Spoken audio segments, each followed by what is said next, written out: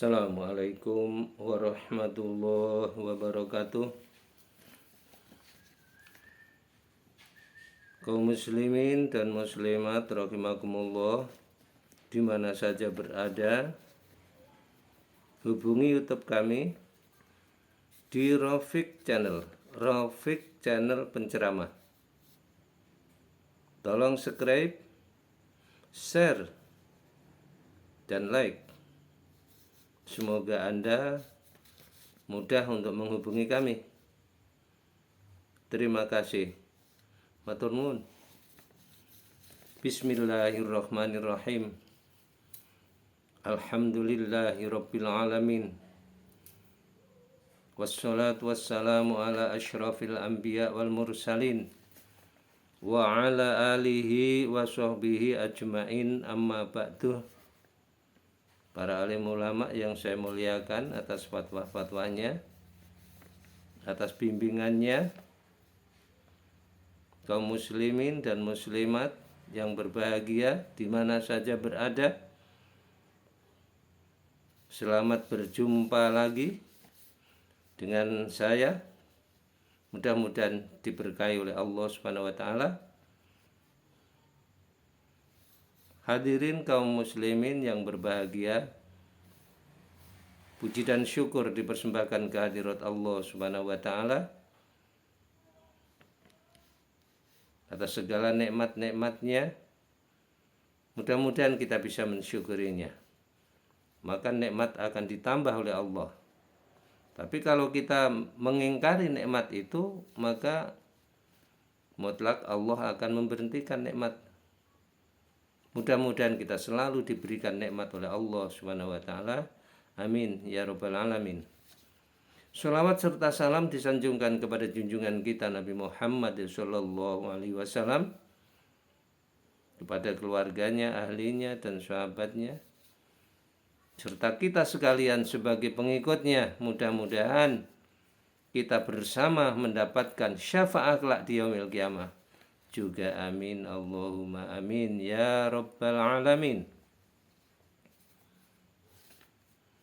Hadirin kaum muslimin wal muslimat yang berbahagia,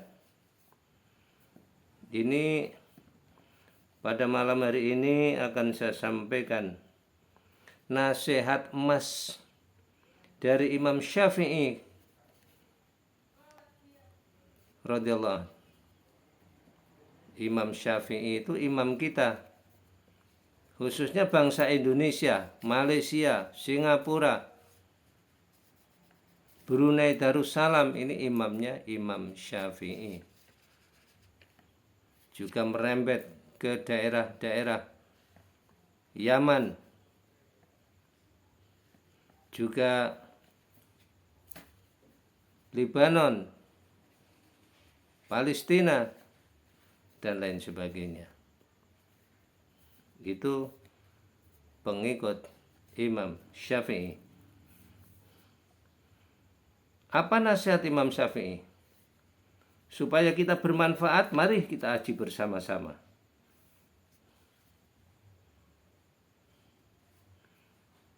Bila kau tak mau merasakan lelah belajar, maka kau akan menanggung pahitnya kebodohan. Jika kita nggak mau merasakan lelahnya belajar, beratnya belajar, nggak sanggup kita, maka kita akan menanggung pahitnya, yaitu kebodohan. Makanya kalau belajar harus sungguh-sungguh. Karena thalabul ilmi fardhatun ala kulli muslimin wa muslimatin. Mencari ilmu itulah wajib bagi kaum muslimin dan muslimat. Berarti kalau wajib, kalau tidak belajar berdosa.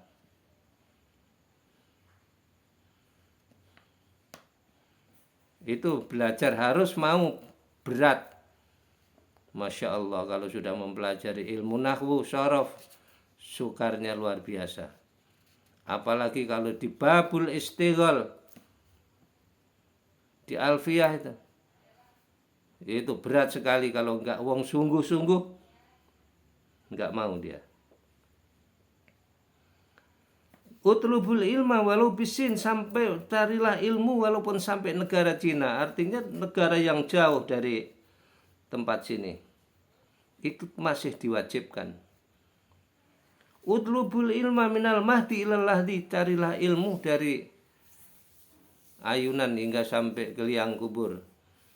Nah, jadi belajar itu tidak nunggu karo dang masih kecil, anak-anak atau remaja, bukan. Sampai tua, kaki-kaki, nini pun masih wajib menuntut ilmu. Karena apa? Untuk menghindari kebodohan, supaya kita tidak bange. Nah itu, ini yang pertama. Yang kedua, jangan cintai orang yang tidak cinta kepada Allah. Kalau Allah saja ia tinggalkan, apalagi kita. Gak usah dicintai orang yang tidak cinta kepada Allah. Kita akan ditinggalkan nanti. Kita akan sengsara dengan dia.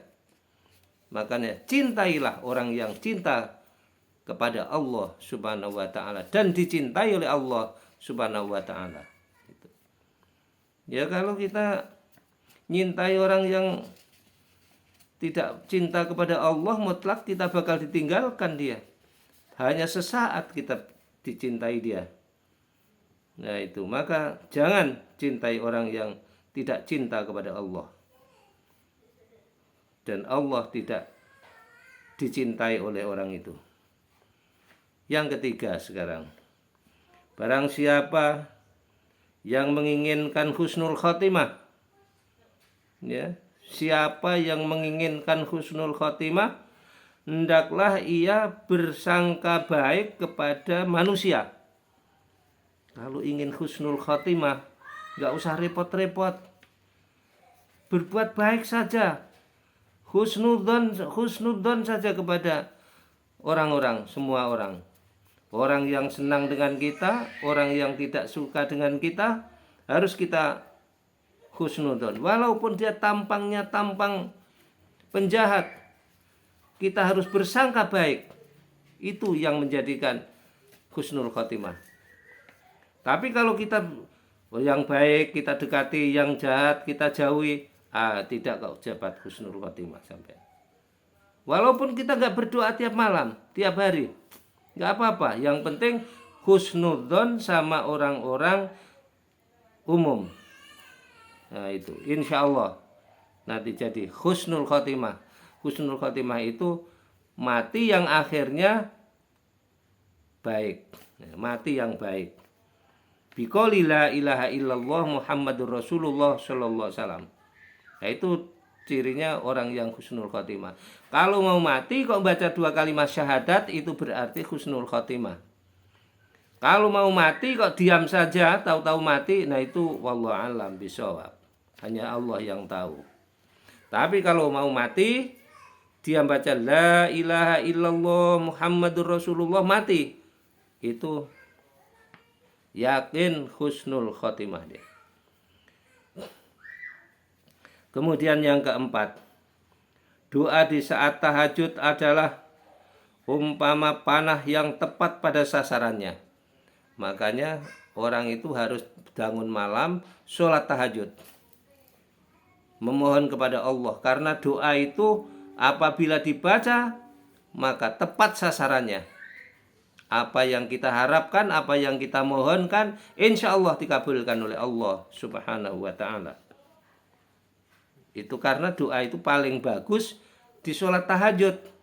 Maka dikatakan oleh Imam Syafi'i bahwa doa itu yang tepat adalah orang yang sholat tahajud kemudian berdoa. Nah itu yang bagus. Kemudian yang nomor 5, ilmu itu bukan dihafal, tapi ilmu adalah yang manfaat dengan orang lain. Bukan dihafal-hafal saja, dihafal-hafal ini, ngapalkan ini, surat ini, bukan. Ilmu itu adalah ilmu itu adalah yang manfaat dengan wong lain. Nah, itu ilmu namanya.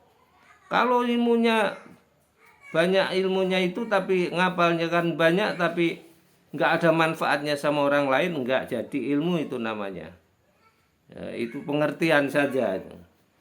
Makanya yang manfaat dengan orang lain dimanfaatkan oleh orang lain. Nah, ibu-ibu, bapak-bapak, saudara-saudara, tetangga kita, nah itu baru ilmu namanya. Kemudian yang keenam, yang terakhir adalah jadilah akhirat di tangan hatimu.